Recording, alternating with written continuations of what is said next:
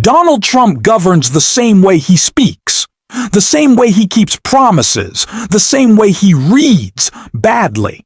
He does everything poorly, and all of that was on full display today when a slurring, exhausted, visibly unwell Donald Trump melted down at a press conference after launching illegal strikes in Venezuela last night.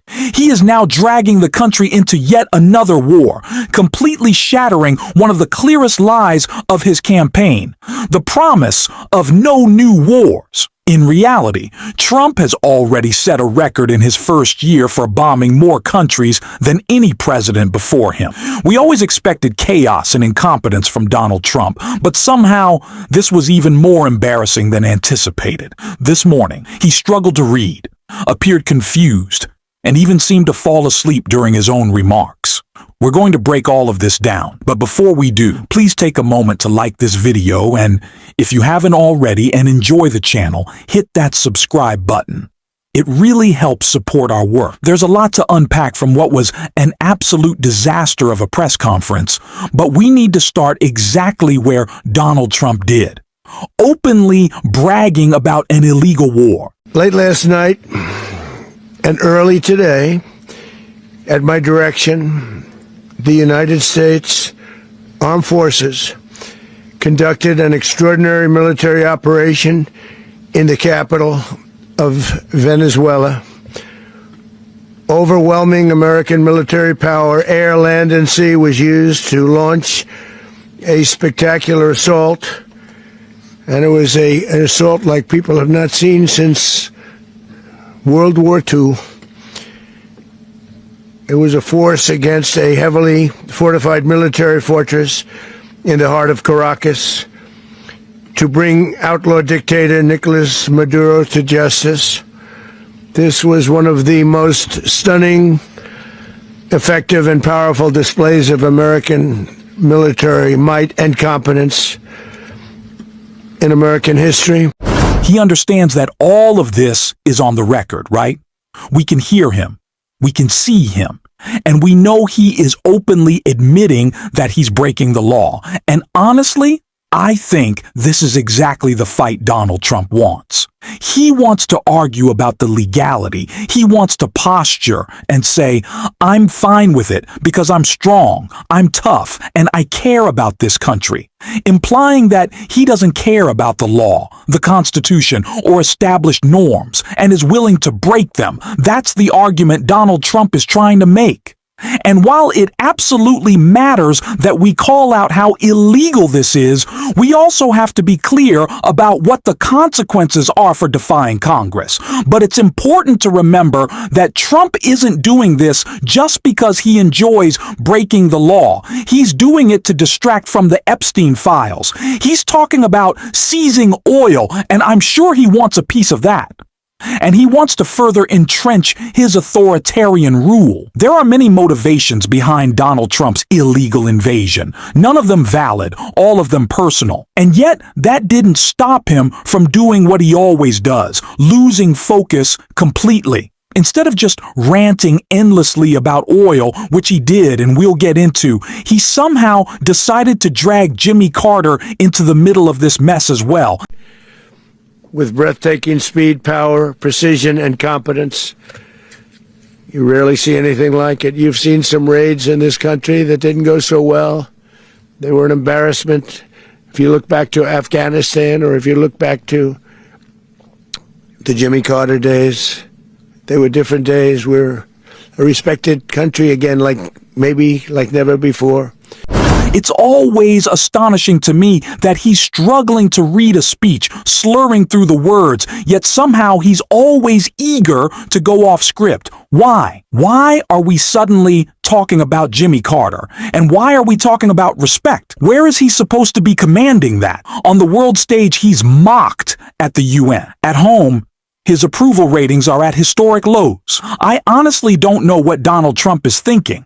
But clearly he sees this as his moment to seize and completely misreads the situation, trying to present himself as the strong man, as he claims right here. We're going to run the country until such time as we can do a safe, proper, and judicious transition. So we don't want to be involved with having somebody else get in and we have the same situation that we had for the last long period of years. So we are going to run the country until such time as we can do a safe, proper, and judicious transition. And it has to be judicious because that's what we're all about. Okay, you can hear the slurring, right? It's not just me. But more importantly than the president's obvious struggle to speak, we're talking about taking over Venezuela. Will the America First crowd ever actually care about America? Why are we wasting resources on Argentina and now Venezuela while prices are skyrocketing? Clearly, he's not aware. And yet, Donald Trump, in classic fashion, thinks he has the answer, as he barely manages to say right here about oil. And we have now a border where nobody gets through. In addition, Venezuela unilaterally seized and sold American oil, American assets, and American platforms, costing us billions and billions of dollars.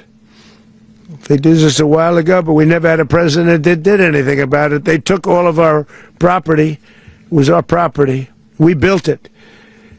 And we never had a president that decided to do anything about it. Instead, they fought wars that were 10,000 miles away. We built Venezuela oil industry with American talent, drive, and skill. And the socialist regime stole it from us during those previous administrations, and they stole it through force. This constituted one of the largest thefts of American property in the history of our country. Considered the largest theft of property in the history of our country. Massive oil infrastructure was taken like we were babies, and we didn't do anything about it. I would have done something about it. America will never allow foreign powers to rob our people or drive us back into and out of our own hemisphere. That's what they did. Donald Trump wants to frame this argument as if there's a clear purpose behind regime change in Venezuela, but it's all over the place. One prong is supposedly stopping drugs, even though he pardoned a convicted drug trafficker, so clearly that's not the real reason. Another angle is economic. Oil, energy, liquid gold, drill, baby drill. He claims this will make things cheaper, but prices aren't dropping, and the average person cares more about skyrocketing groceries than gas. Somehow Trump was falling asleep through much of this press conference, swaying like a giraffe standing up, which is astonishingly bad. Intelligence agencies like the CIA, NSA, and NGA are watching, yet here he is, drifting off while making policy. Trump's cognitive and physical decline is undeniable, yet he's covering up his health while sending the country to war with no legal justification and no meaningful reason. This isn't about strategy. It's about preserving power within MAGA and expanding his authoritarian project. He assumes his supporters are gullible enough to buy his flawed reasoning, and in doing so, he sets a dangerous precedent for dictators worldwide to destabilize nations and act with impunity. He's clearly also catering to his strongman allies who flatter him endlessly. Rachel Maddow gave an excellent breakdown of just how dangerous this approach really is. Questions of legality and illegality are ones that he that may play differently for him than they would for a non-strongman leader. For example, I think that to the extent that this can be defined in the United States as having been an illegal action, I actually think Trump will see that as a political plus, and he will lean into that. He will not care about, not only will he not care about people saying this is illegal, he'll see that as an asset and he'll want to play that up. I also think that would-be strongmen and authoritarian leaders like to start wars. They like to start wars, I think, both for ego and sense of purpose, but also because they like the expanded powers that war tends to give leaders domestically at home against their own political opponents. Even though he says he doesn't. He says that's not his thing, right? He's still jockeying for that Nobel Peace Prize nomination. Yeah. It's hard to get a Nobel Peace Prize when you're starting wars and invading other countries. But, you know, I suppose if anybody thinks he can do it, it's probably President Trump. One of the things that David Rode, who's with us this morning, was pointing out is that it's not clear yet, but it does seem like congressional authorization was not sought for this action.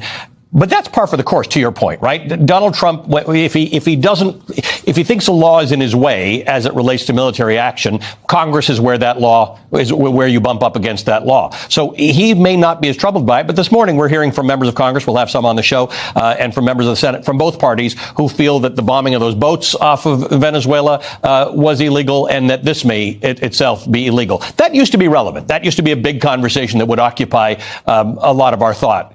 Seems to just play a smaller role these days. Yeah, two things. One is that I think a lot of